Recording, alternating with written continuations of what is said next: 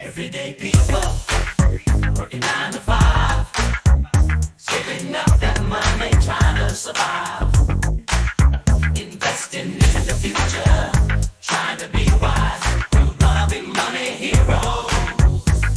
Yeah. Hi, I'm Nik Johnson, host of Everyday Money Heroes, and I've reached early retirement.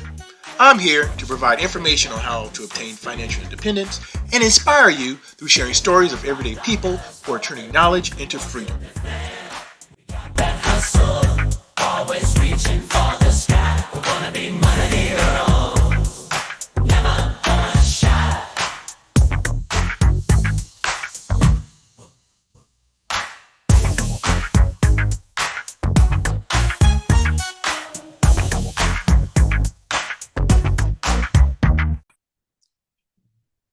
Hello and welcome to Everyday Money Heroes. We provide information and inspiration to people of all ages to take control of their financial journey. I am your host, Nik Johnson, and today we will be discussing how to reduce housing costs.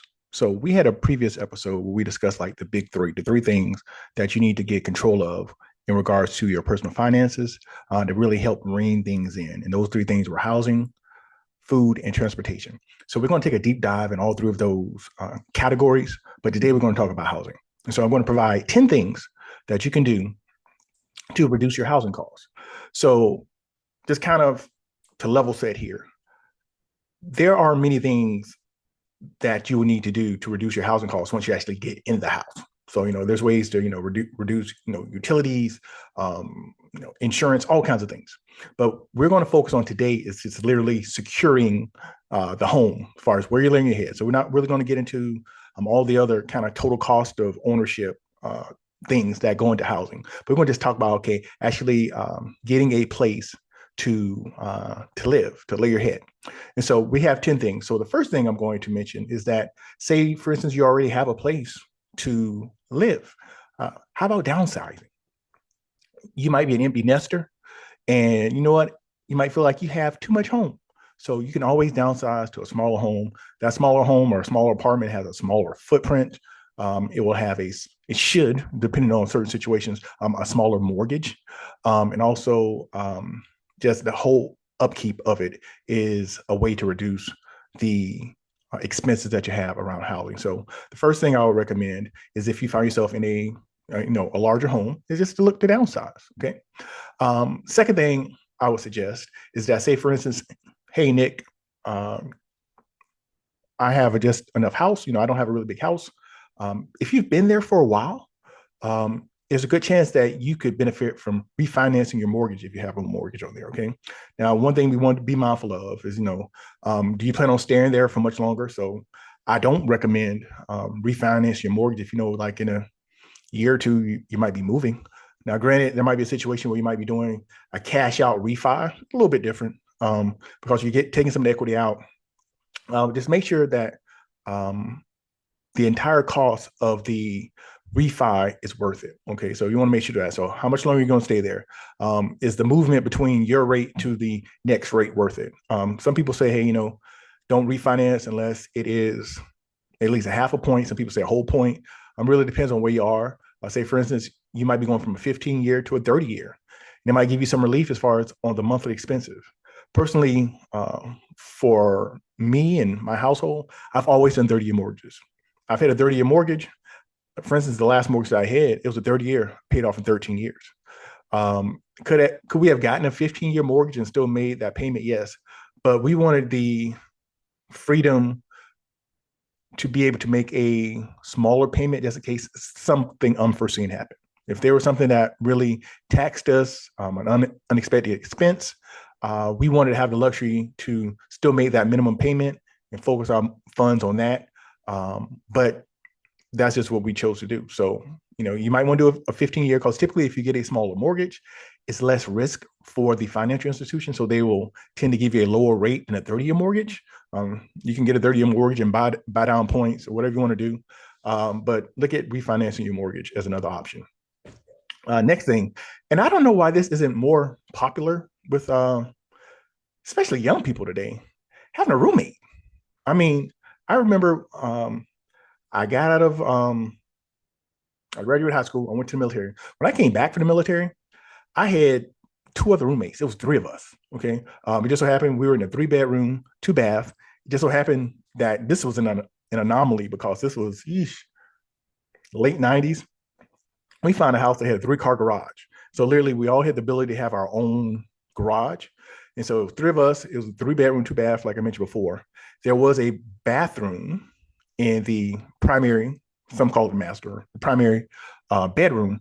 And so, the way we did it is that the person who had the bedroom that had the bathroom in it, he paid a little bit more than the rest of us. And so literally that's the way we kind of broke it up. He wanted to have, you know, that bedroom. They had a bathroom in it. We were like, okay, you can have it. You pay a little bit more. I mean, literally, we split that 3 ways. We split our utilities 3 ways. And I mean, to be honest with you, it was just three guys, and so wasn't a whole lot going on. So I think finding a roommate is something that you know is not leveraged enough, especially when we have individuals just enter into their career. They want to go and spend a lot of money on an apartment in a real nice part of town, and they're taking on more than they have to. It's nothing wrong with having a roommate. You got somebody to split the difference on the utilities and everything else. So really, if you find yourself trying to get your first place, or say for instance, you might have a place right now, find someone who might be willing to be your roommate. It could be very beneficial for you. Just think about your housing expenses. You could split in half. That's pretty great. You might think, okay, well, I'm bringing somebody else in. So that means that the utility bill will go up. Yeah, it'll go up a little bit. But just think about it. You're still getting half of the rent or half of the mortgage taken care of. And then also that person's still paying half the utilities too. So that's it. So definitely look into finding a roommate. Next thing you can do is negotiate your rent. So I know some people may think, hey, you know what? I signed a lease and I said I'm going to pay X amount of dollars for 12 months. Can I negotiate? You can. It's a lot easier to negotiate when you're at the end of your lease versus in the middle of your lease. But if you've been a good tenant, there's no property manager, landlord who wouldn't want to keep you around. Okay. We're going to have a video in the very near future with a gentleman who really specializes in this. Okay. But I know as a landlord, because we have some rental properties, that I have tenants who are great. And it pains me sometimes to even want to go up on their rent payment because they're so good. I mean, I never hear from them. And when you leave a home in which you've been renting, that landlord, that property manager has to go in there and do a make ready. Nobody wants to do a make ready because you got to go in there and sometimes you got to change the flooring, paint the walls, patch holes in walls. So no one really wants to do that. So if you've been a good tenant with a good payment history and you have not been someone who calls the property manager / landlord when a light bulb goes out and all this other stuff, I understand major stuff. HVAC start working, roofs leaking, stuff like that. I get it. But just be kind of mindful with the interactions that you have with your property manager and your landlord, because you do have the ability to say, hey, you know what? I really enjoy being here. I think it's a great property, but it's stretching me a little thin. Or just say, hey, at least you know what? I can stay here at the current price, but if I sign another lease and you want to go up, I might have to find someplace else. You'll be surprised how inviting they are. Next thing you can do you live in a high cost of living area?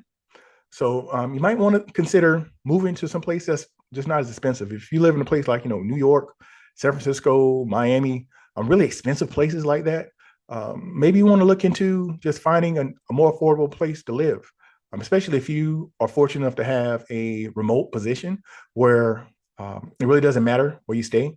And if that's the case, you can go anywhere you want to, Thailand, Bali, wherever you want to. Now what they may make you do is kind of work local hours. So if you go someplace like Dominican Republic and work, they might want you to work their local hours, and just being mindful of that. But if you think about the exchange that you would have, it could be worth it.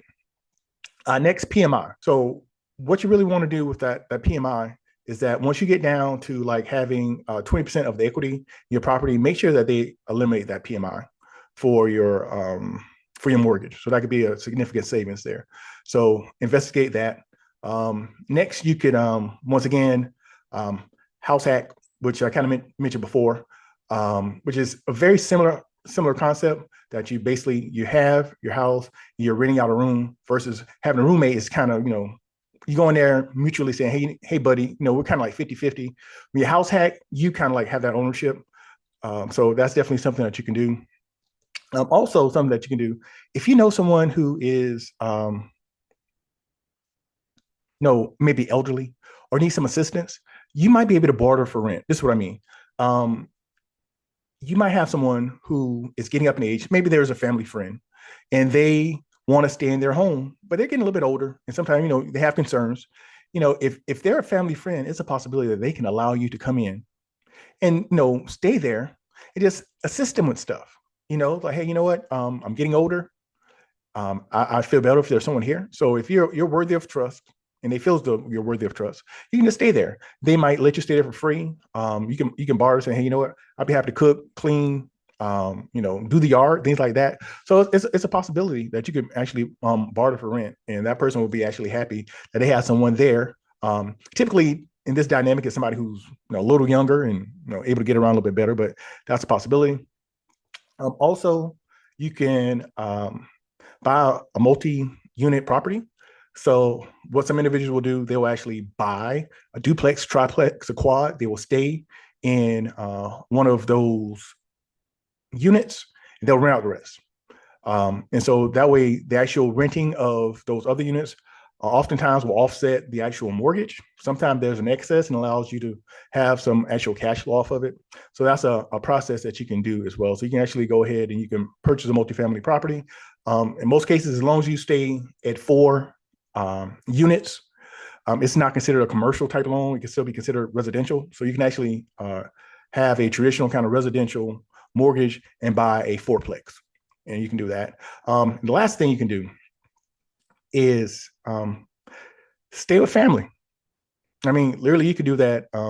Oftentimes, individuals are in a hurry to get their own place when they could possibly stay at home. So don't rush to get out. Save up that money. If nothing else, stay home long enough to get maybe a decent emergency fund for when you move out. If something happens, you can take care of it. Possibly, kind of set some milestones like, hey, I'm gonna stay here long enough to pay my car off, save up a deposit or whatever. And if you have already been out there, ask your family, is it possible for you to kind of do a reset, come back home and do those things? So there's no shame in that. If your mom, your dad, uncle, auntie, grandma, if they're okay with you coming back, definitely that's an option to go back and do that. And that will greatly reduce your housing costs. So those are the 10 things that you can do to reduce your housing costs. I appreciate this time that I've had with you here today. If you have not, please like, share, and subscribe. We're going to be back with more content. We hope to see you there. And as always, this is Nik Johnson reminding you to trust the process. Have a great day.